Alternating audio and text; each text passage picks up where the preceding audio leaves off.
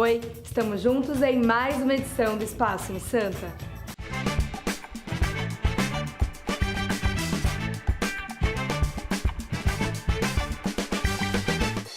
No Cá Entre Nós desta semana, vamos falar sobre o Porto de Santos. A história, o desenvolvimento, a relação dele com a cidade e os problemas que enfrenta. Quem participa da entrevista é Adilson Luiz Gonçalves, assessor técnico da Secretaria de Assuntos Portuários e Marítimos da Prefeitura de Santos e também professor da Unisanta. Acompanhe!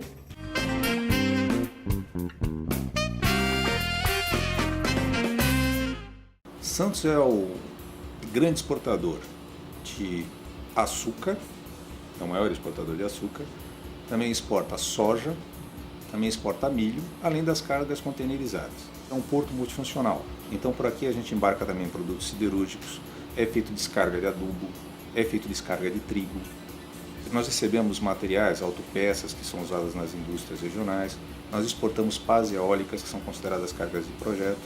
Então é um porto que ele atua em várias áreas.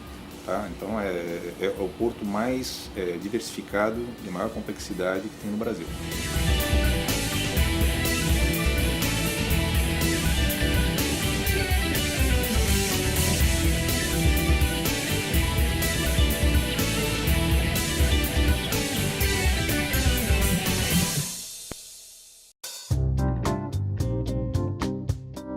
Se a gente for falar da origem do Porto de Santos, a gente está falando da própria origem da cidade. Consta que Martim Afonso, quando veio para fazer a colonização de São Vicente, ele já teria aportado na ponta da praia. E ali ficou sendo o porto conhecido como Porto de São Vicente. Consta que antes disso ainda, em 1502, a expedição do Gaspar Lemos, que o Américo Vespucci fazia parte, já teria aportado naquela região. Depois, em 1541, aí houve a mudança para as cubas que já estavam instaladas na região, teve autorização para mudar o porto para a região do Enguaguaçu, hoje o bairro do centro da cidade. Em 1543 foi fundado o Hospital de Todos os Santos, a Santa Casa de Misericórdia de Santos, também em função do porto, que era para atender aos marinheiros que chegavam, as pessoas que chegavam das navegações. E aí, então, em 1546, por conta do porto, foi criada a cidade de Santos, que na época consta que era chamada como Vila do Porto de Santos. Então, a origem da cidade é subordinada ao porto. O porto é mais antigo até do que a própria cidade. Era praticamente carregado nas costas dos trabalhadores de então. E o embarque era feito mediante trapiches. Então, essa região do centro, ela tinha vários trapiches, onde era feito acesso às embarcações para carga dos porões. Até século XVIII, XVII, XVIII, o foco principal era a exportação de açúcar. E tudo vinha em lombo de mula, vinha numa condição que não era muito adequada. Uma época, que foi mais ou menos essa do século XVII, século XVIII, em que houve uma redução da prosperidade local, houve uma estagnação, até uma certa decadência na região, porque havia a questão dos corsários que estavam atacando a cidade, tinha ataques de piratas, teve também a questão da interiorização do Brasil através das bandeiras e teve também uma série de epidemias, porque a região era uma região inóspita. No século XIX, por exemplo, até o final do século XIX, era considerado um porto maldito, tanto é que a maioria das tripulações, quando vinham para a cidade, ficavam hospedadas em São Paulo para não correr o risco de ter algum tipo de problema. Em 1889, nós tivemos 5 epidemias ao mesmo tempo. O porto chegou a ser fechado naquela época. E houve 700 mortes, algo em torno de 700 mortes em função dessas epidemias. Em 1792, construção da calçada do Lorena. Aí você começou a ter uma maior facilidade de chegada das cargas ao porto. Depois você teve outra data muito importante, que foi em 1867, quando entrou em operação a São Paulo Railway, a estrada de ferro Santos-Jundiaí.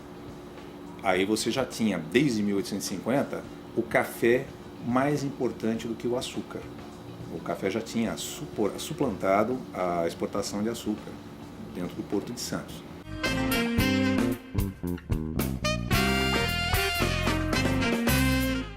As atividades do 14º Simpósio de Biologia Marinha da Unisanta foram marcadas pela diversidade, representada por gente de todos os cantos do país. Confira em mais uma matéria que fizemos sobre o evento que aconteceu aqui no campus em julho. Mais uma vez, as salas de aulas da Unisanta não ficaram vazias durante as férias de julho. Especialistas e universitários participaram do maior evento de biologia marinha do país. Em cada rosto, uma origem. A diversidade brasileira marcou presença no simpósio, com estudantes de 21 estados brasileiros. Eu sou do Rio Grande do Sul, Caxias do Sul. Sou de Goiânia. Eu sou de Campinas, mas eu faço faculdade em Recife. Na programação, oficinas, minicursos, palestras e apresentação de trabalhos científicos. E como tradicionalmente acontece, foram montados estandes de ONGs e lojas em um dos pátios da universidade. Esse ano, 14 expositores acamparam por aqui. Pela segunda vez, o Greenpeace participou do evento. A gente está mostrando um pouquinho do trabalho do Greenpeace, as campanhas, né, que já foram realizadas, energia limpa, energia renovável, a gente está falando um pouco de energia nuclear também, né? Tem os relatórios que eu estou divulgando para o pessoal, muitas pessoas vêm conversar com a gente porque se interessam pela ONG, vêm tirar dúvidas, a gente tira dúvida, algumas pessoas querem ser voluntários, a gente segue para o site, enfim, a gente está mostrando realmente um pouco do trabalho da ONG, do Greenpeace, aí tão importante também na luta pelo meio ambiente. A novidade desta edição foi a utilização de materiais recicláveis. A Malha Ecológica aproveitou a atitude ecologicamente correta e veio do Espírito Santo para fazer parte do simpósio pela primeira vez. Todos os produtos vendidos pela marca utilizaram como matéria-prima a garrafa PET, que depois de triturada é transformada em fio. Os participantes puderam conhecer a visão de outros universitários sobre a natureza, por meio de imagens enviadas para um concurso de fotos. Durante os 5 dias do evento, os registros ficaram em exposição. Os 4 vencedores levaram para casa kits especiais.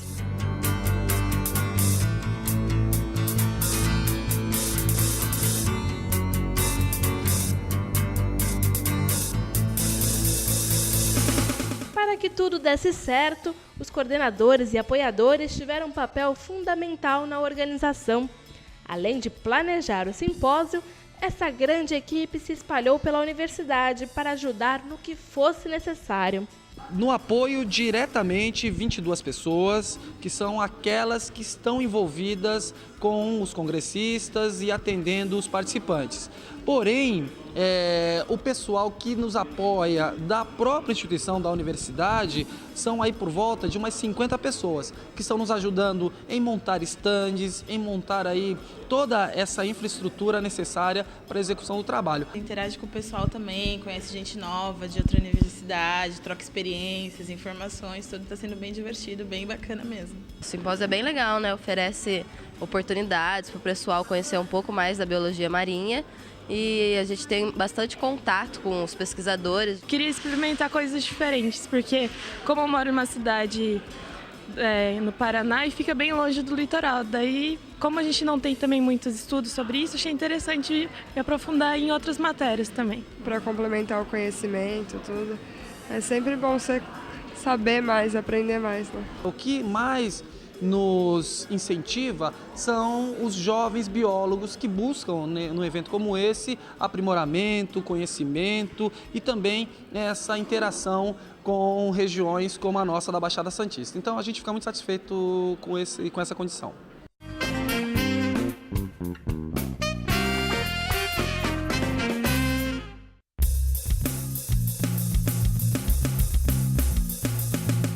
Só em 1888 é que foi feita a concessão pelo governo federal ao grupo Gafreguini, que ficou então encarregado de explorar por um período de tempo, que depois foi prorrogado, as atividades portuárias. Eles pegaram isso aqui em Santos e pegaram também no Rio de Janeiro.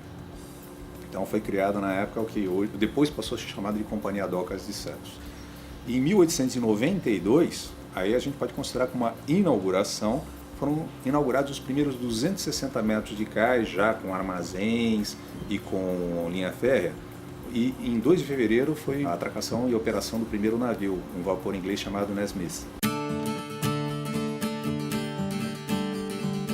Em função do porto, da exportação de café e também da industrialização do estado de São Paulo, o governo decidiu pela melhoria das condições de saneamento da região. E aí, então, de 1905 até 1927 foram construídos os primeiros canais e o sistema de coleta de esgoto pelo Saturnino de Brito. A partir daquela parte central, dos primeiros 260 metros, houve as expansões, primeiro na direção do mar, depois, com um certo tempo, houve a expansão também para a área interna, e hoje o Porto de Santos, daqueles 260 metros iniciais, hoje ele tem 13 quilômetros de cais apostável, com 62 berços. E é um porto que ele é, talvez, o único do Brasil que é multifunção, então ele trabalha com todos os tipos de cargas.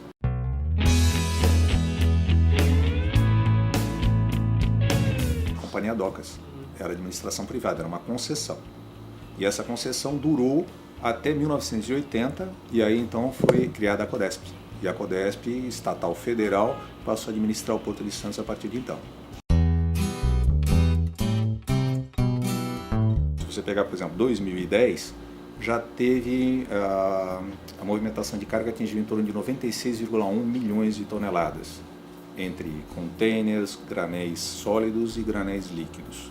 A previsão para agora é de 103 milhões para o ano de 2011, 103 milhões de toneladas. É o maior do hemisfério sul. Hoje o Porto de Santos ele ocupa em torno da 40ª posição em nível internacional. Nós estaremos em 43º, por volta de 40º lugar também na operação de containers.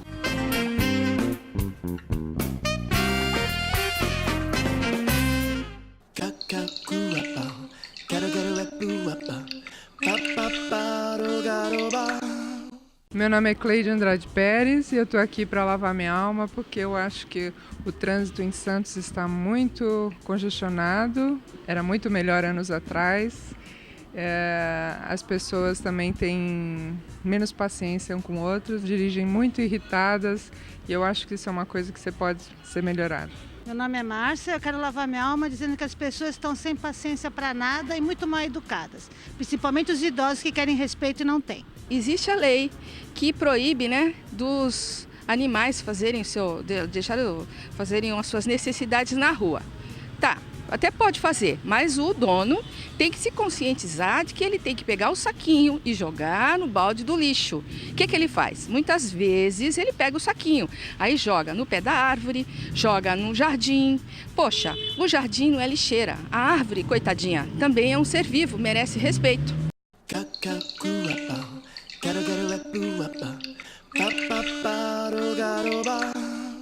O programa termina aqui, mas a gente se encontra amanhã no mesmo horário sem falta. Até lá!